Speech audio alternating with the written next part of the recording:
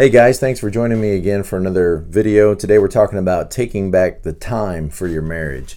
Your marriage, in order for it to be healthy and strong, you've got to spend some time together. And in one of the other videos, the one I just finished, we talked about taking your marriage back from your children, rescuing your marriage from your children.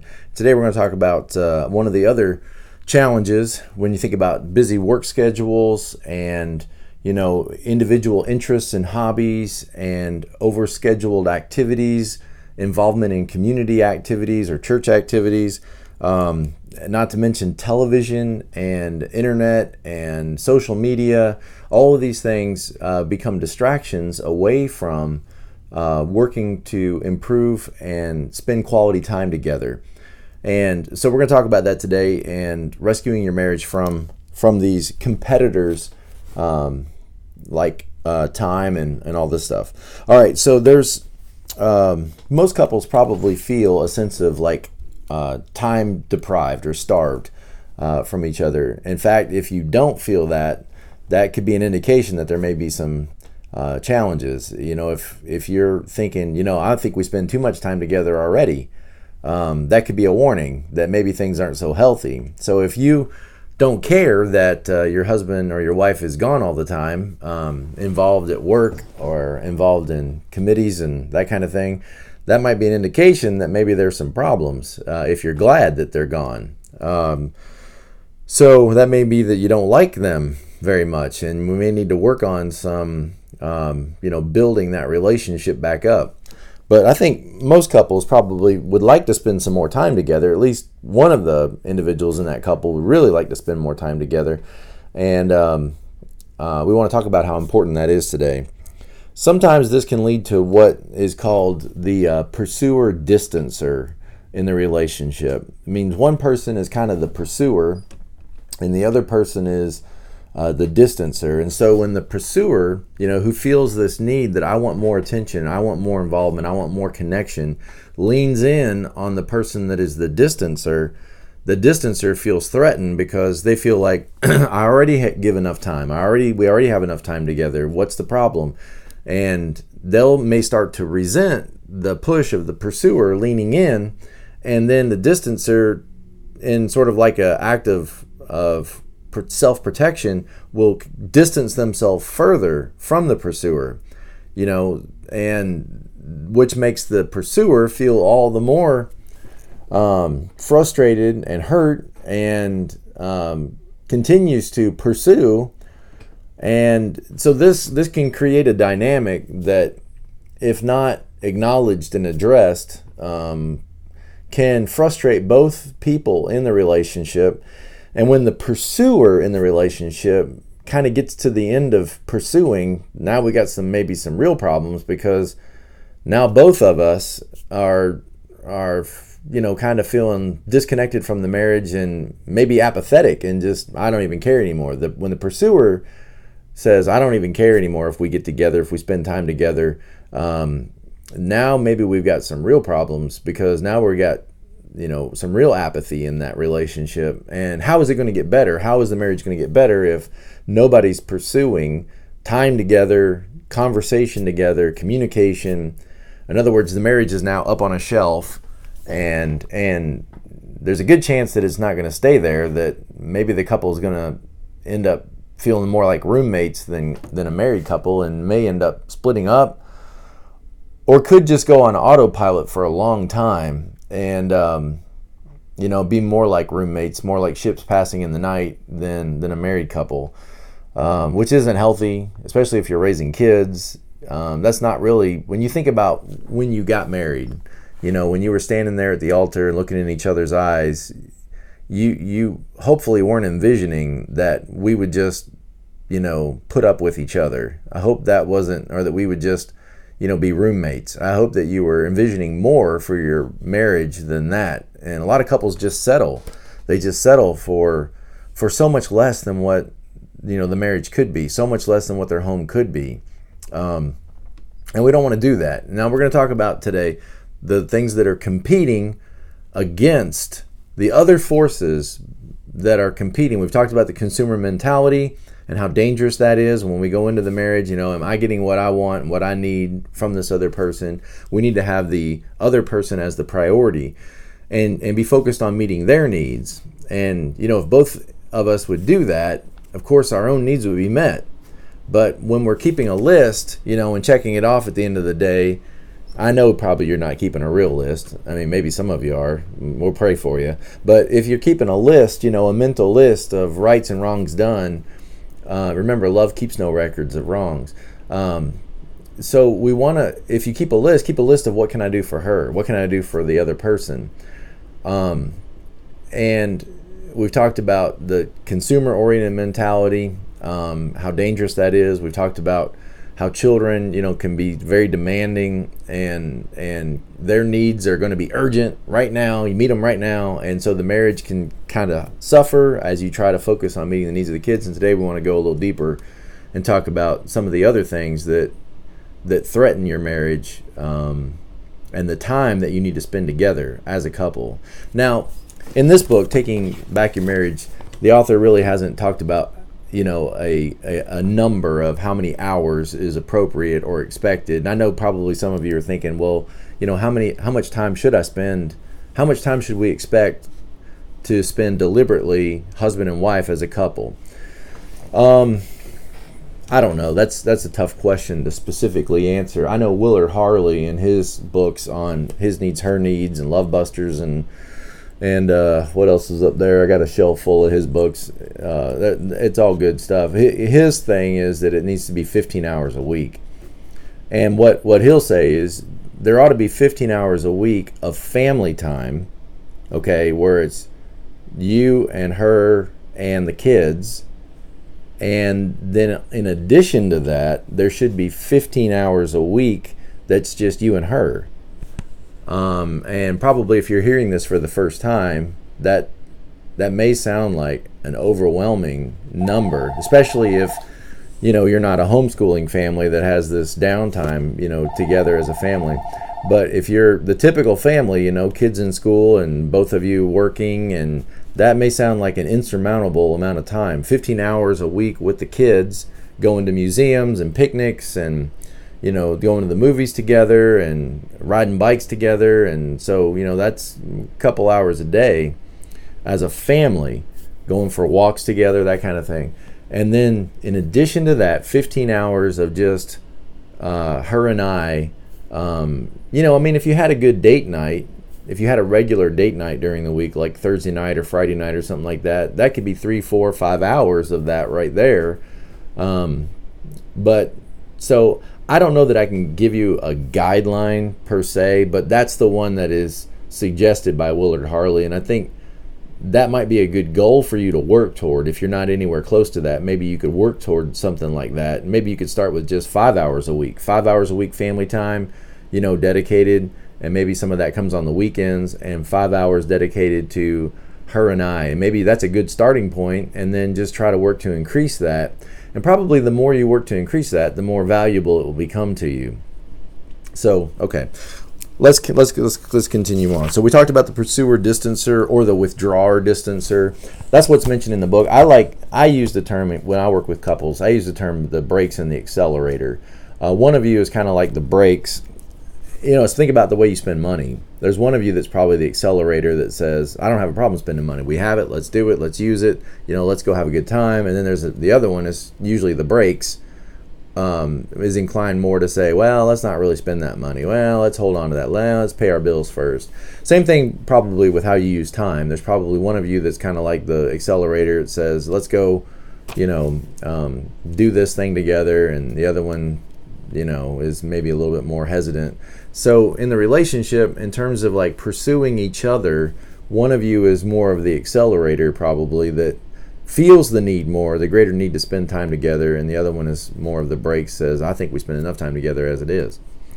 And just realize that that's pretty common when relationships get a little bit, when they don't feel like they're meeting each other's needs. One of you will probably feel that more than the other. Okay, so let's see what else here we got. Many couples never look broadly at their lives to assess the competition for their marriage. In other words, You may sense that, wow, my husband spends a lot of time at work. And I'm frustrated that he's working 60, 70, 80 hours a week. Why can't he just work 40 or 50 hours like everybody else? And this is really hurting our marriage. And so you might begin to just blame work. Or blame the other person's hobby. Maybe your spouse, goes hunting all fall, or maybe they, whatever. You might become angry at the church that they're involved in, or angry at the community association that the lodge or whatever they're involved in, as if that's the problem. And then you begin blaming. You say everything would be fine if you would just get out of that committee. Everything would be fine if you would just if you just changed jobs. And that's kind of oversimplifying things. All of their time maybe not given to that committee. And maybe if they would just limit their involvement a little better in hunting, or limit their involvement a little better fishing. It wasn't an every weekend activity.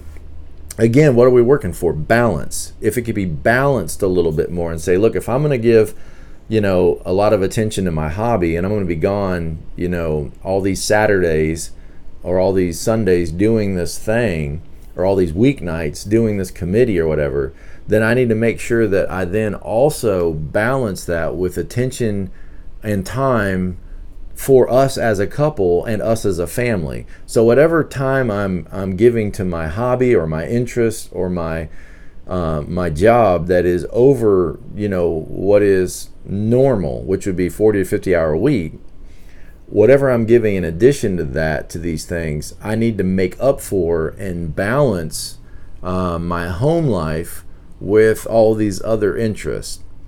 And if you could be a little more balanced and say, look, instead of going hunting or fishing, or to the baseball games or whatever it is that you do, instead of doing that, and the wife could be doing these things too. I mean, the wife could very much be, involved in whatever pursuits or interest to her.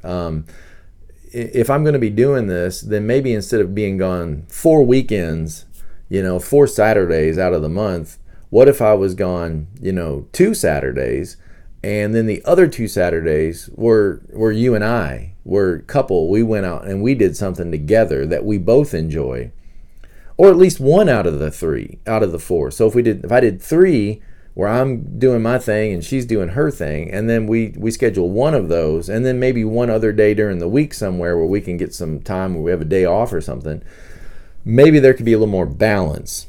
And it's kind of oversimplifying things to say work is the problem, your job is the problem, or your church is the problem, or if we could balance things a little bit better, then maybe, and not only that, but another thing that's brought up in this book that I think is helpful is when you have to be gone, maybe you have to be gone because your work is exploding and things are growing and it's demanding more time.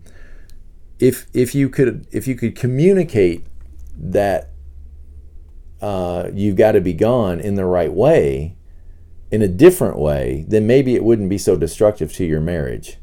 In other words, instead of saying, well, I can't help it, everybody's got to work overtime, and you knew this when I took this job, when we moved here and I took this job, you knew that if things started to take off, it was going to take more time from my schedule, and I'm sorry, that's just the way it is. When you communicate it that way, it comes across as if, you don't care that this is taking time away from your marriage. And so that can seem and sound hurtful. And you're just saying, look, I don't have any control over this, and this is just the way it is, and I'm sorry.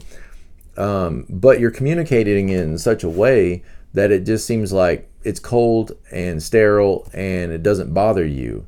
Think how much healthier it would be to the other person if you could communicate it in a way that communicates some regret or some sympathy, and just say, look, I would really love to spend more time together, and I hope that we can do that maybe next week or something.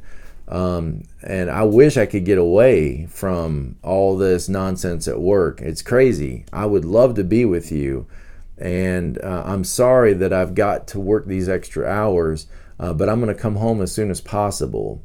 Just that communication style, just that difference, just communicating some empathy and some regret that you have to be away for so long could do a lot in softening the blow, especially if the other person is the pursuer and you're the distancer. Could do a lot to, soften that blow of being gone so much. And then again, work toward balance and say, well, if I had to work all weekend last weekend, then I need to make up for that in some way this week. And not just, okay, well, you can then go. Since I had to be gone all weekend last weekend, then this weekend you go, and then we're fair. We're not looking for, things to be fair like that. What we're looking for is harmony and balance in the marriage. And what I mean is, it's not like, well, the husband was gone last weekend hunting, so the wife deserves this weekend to be gone with her friends, doing whatever she wants to do. Because that's still robbing time from your marriage, okay? The way you should think about it is, we had to be apart last weekend. So the balance then is this weekend we should be together. That's what we're working for, the balance. Now, it'd be great if you could get your schedules to work in such a way that if I'm going on my thing, then maybe you could go on your thing at the same time. But again, with kids, sometimes that can be a little bit impossible. But so don't think balance like, well, we're getting even with each other. You had your weekend, now I've got my weekend. And so, because we're working for the marriage was separated last weekend, so the marriage maybe could come together this week and we could spend some time together building that marriage together. Okay, and then when you do get off work, and you do come home from all those committee meetings, what are you spending your time doing? Again, we go back to the last video, and maybe it's arguing with kids. They're going to demand all of your attention. You need help with homework. We need help with, we got to go get the soccer uniform. We got to go pick up the book schedules. We got to go get, all the demands they have. Plus, just they want to spend time with you too. They deserve some time with you. And if you've been gone a lot at work and committee meetings and your hobbies or your interests and all that, they want to spend some time with you. And that gets back to that concept that Harley mentions of it's going to take some time. It's going to take time dedicated. You need to just, realize that it's going to take some dedicated time with my kids and some dedicated time with my marriage. Or these things, here's the thing to consider. These things are not static. And what I mean is they don't stay where they are. Think of it always like in a river, okay? If your marriage, your family life and all that is sitting in the river, it's always floating and drifting, and it can drift away from you. It doesn't just remain static, like where you left it. Well, I left my marriage, last week, and then I went and did this thing, and I come back and I expect it to be right where it was. Or my family involvement, I expect my kids and everything to be right where it was. No, they're drifting away from you. Your marriage, your kids and all that is always drifting away from you. So you got to be paddling and working, to get it going in the right direction. And so it's kind of like a garden. There's a good example. I know a lot of us don't do gardening anymore. I tried it once, and then I found out it's a lot of work. And I didn't want all the chemicals and all that stuff. So in gardening, when you plant everything, you can't just walk away and say, well, there, it's done. I planted it all, and look how nice and neat the rows are, and now I'm done. I'll come back in, 6 weeks, 8 weeks, whatever it is, and I'll just reap all the benefits from it. It isn't the way it works. It takes attention. Daily attention. You got to go out there at least every other day or every third day, go out there and pull weeds and tend to it, or it becomes overgrown with weeds. Another great example down here where we live in Florida is swimming pools. You can't just, clean the filter, vacuum the pool, put the chemicals in it, and then walk away and expect that it's just going to remain, clear, pristine water. It takes constant time and attention. I mean, every other day or every third day, you got to go out there and do a little maintenance, always maintenance. Or what happens? It just starts getting murky and green. That's what happens to your home. And some of your homes are, pretty murky and, pretty muddy, pretty silty, and, looking kind of cloudy. And your relationships with your kids and your relationship with your wife are always going to be drifting, and getting weeds in them if you don't attend to it. And then when those weeds are pointed out to you, and that makes you upset or angry, and then you retaliate in hostility like it's their fault because you haven't been tending to your home or tending to your marriage, you got some real, you need a wake-up call, okay? You need a wake-up call. Look, I've been doing this for 30 years almost. My wife and I dated for 4 years before we were married. This year will be 28 years. 5 kids, and I'm still learning. I'm still growing. I'm still, figuring things out as I go. And we're always working to improve, always trying to make things, better and stronger in our home. And it takes dedication, time, and attention. And that should be enjoyable. It should be enjoyable. And I hope if it's not for you that it will become that.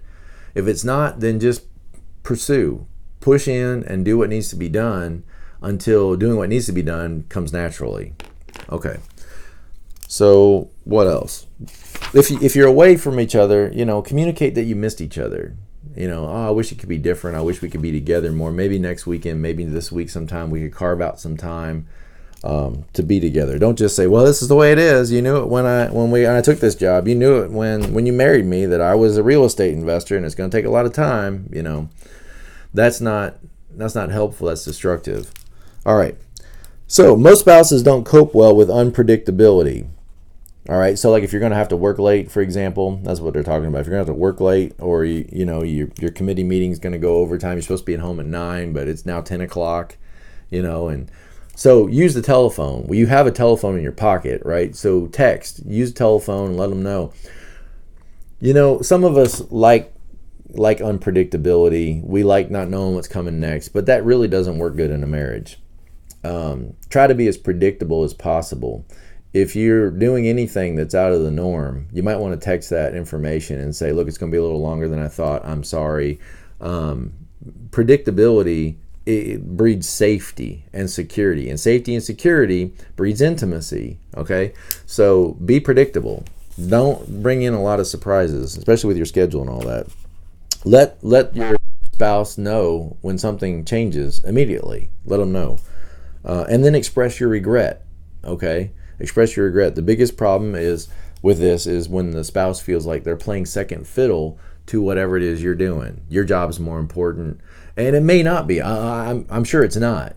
But that doesn't help them when they feel that way, that they feel that the job is more important. They feel like they can never compete with your job because all of your time and attention. And then when you come home, what are you talking about? For some of us, you go home and you want to talk about your job because there maybe conflict is going on there, or challenges are going on there, or opportunities are possible there, and you want to talk about these things with your spouse. But be careful about bringing all of this work, and all this excitement, and all this attention, and all this frustration, and all this energy that's all work stuff. You're bringing it home. And on the other hand, when your mind is clouded with all of that, it's hard to be intimate and pay attention to your spouse. So the recommendation would be maybe to just be honest about it. Honest with your spouse and say, look, there's a lot of things going on at work right now, and it's hard for me to concentrate and focus at home because of all this, challenges that I'm facing right now at work. And if we could talk about it for just 10 minutes, 15 minutes, and then limit that, really, really work hard to limit that and talk about those things for a few minutes and just at least let them know that your mind is distracted and this is why it's distracted. And then maybe the spouse could be more sympathetic and say, wow, it sounds like you're going through a lot at work. And that intimacy of sharing that is a good thing for the marriage if they're willing to talk about your work for a while. And recognize that the other person may not be all that interested in your work, may not even understand your work and all the relationships and dynamics that are going on at your work. So be sympathetic to that. But if you could be honest and say, look, there's so many things going on at work right now that are distracting me, and I need to process it a little bit. Can we talk about this for just a few minutes? Chances are that, if things are decently healthy, that they'll say, okay, and then you can talk about it for 10, 15 minutes. And then you make sure you cut it off and say, thank you for being understanding about this. Thank you for helping me process this. And I really appreciate that. And then turn the conversation back to now maybe we can, bring the conversation back to things that are relatable to both of us. Again, back to couple time rather than work time. So the sheer amount of time we spend at work sometimes and the energy we give it can be a threat, to the intimacy of the marriage. And we overschedule, and not just at work, but in other areas of our life. We overschedule all the stuff we want to get done and all the commitments and all the times we said yes to people. And that may be some boundary issues, which we're going to do some videos on boundaries as well. Being able to say no to people can be hard because you want to make people happy, but we'll spend some time on that in the future. So when you get home, with all this energy at work and committees and all this, then what happens? Sometimes we just kind of collapse in front of the TV, get the phone out, start playing Candy Crush or texting all the people we need to text, grandma and everybody. And then the kids, they're arguing for their needs to be met. And again, what happens is not a lot of attention is given to the couple, to the marriage. And that can be, detrimental. Because really there's, 100 people out there that can interrupt your schedule at any time. They have access to your cell phone number. They have access to your email. They have access to your text. And so you kind of have, not a lot of attention given to any one person. It's just like this scattered attention everywhere, and the TV's on. So you're texting 3 people at the same time, your kids are barking at you, your spouse is neglected, the TV's on, and everybody has this sort of in and out attention all the time. Like attention deficit disorder. We all seem to have this ADD, ADHD, where we're not really giving anyone real attention.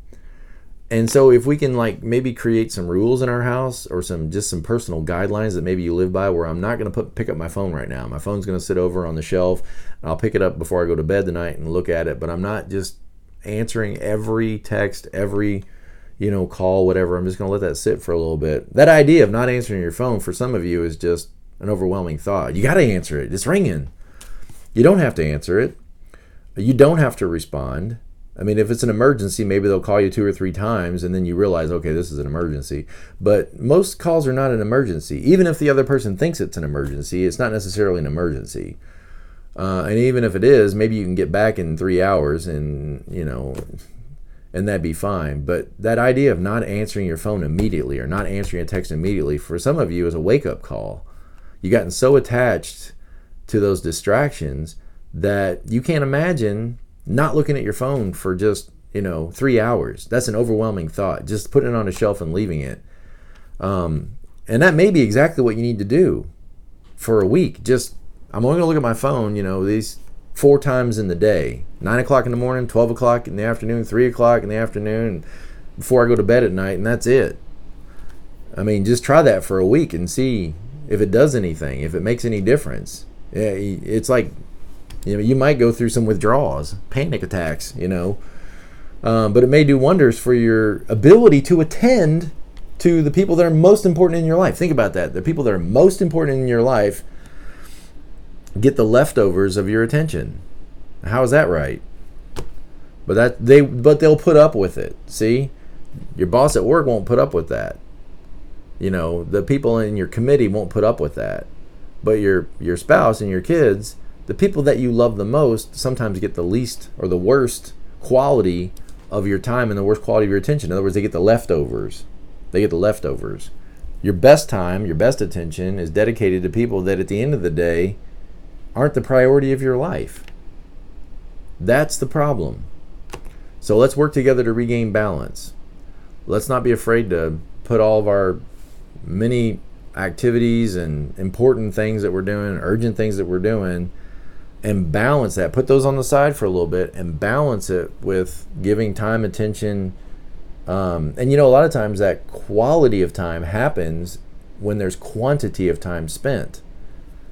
Those brief little moments, those memorable moments often happen when you didn't schedule them to happen. You were just out together. You're just walking around, some historical site, looking at some fort, and those little moments just happen while you're spending quantities of time together. But those quantities of time don't happen by accident. You got to schedule it. You got to make it a priority. You got to make a decision that that's important to you. And I know it is. All right. So I think that's good. I think we've covered it. As I always say, be present to life.